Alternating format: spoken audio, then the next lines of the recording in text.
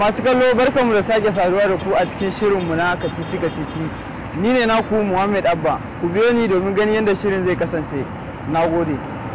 To, tambaya na biyu shine me ake nufi da kadarko? To, kadarko. Wannan na ba mutanen gari su faɗa na. Baka sani ba kenan? Ban sani ba wannan. Menene kadarko? Kadarko wani abu ne a bakin ruwa. Ko kuma ce da yake fito a saman ruwa. Me ake nufi da kadarko? Kadarko hanya.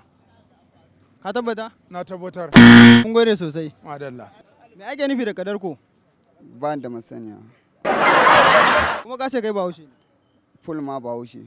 To muna godiya sosai. Na gode. Me ake nufi da kadarko? Kadarko? Gaskiya kadarko na san shi amma na manta ko menene shi wallahi, amma na san kadarko amma na manta ko me.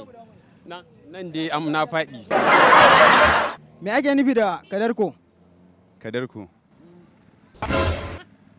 Kadarko. Hai. Gaskiya wannan ban san kalmar nan ba. Ka san shi ba? Ban san ta ba. To mun gode. Sai ke na gode yawa sai aje. Menene kadarko?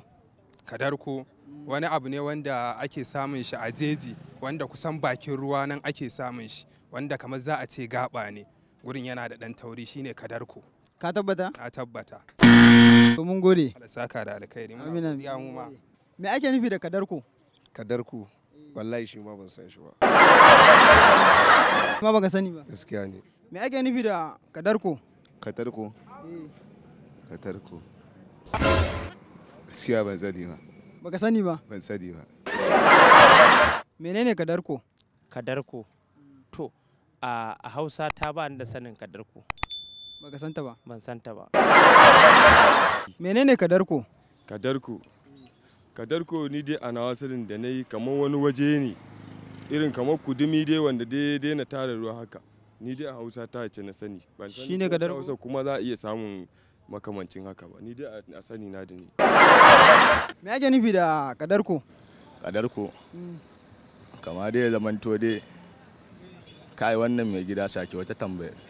Baka san shi ba? Wannan ban gane ta ba. Baka san, to mun gode sosai.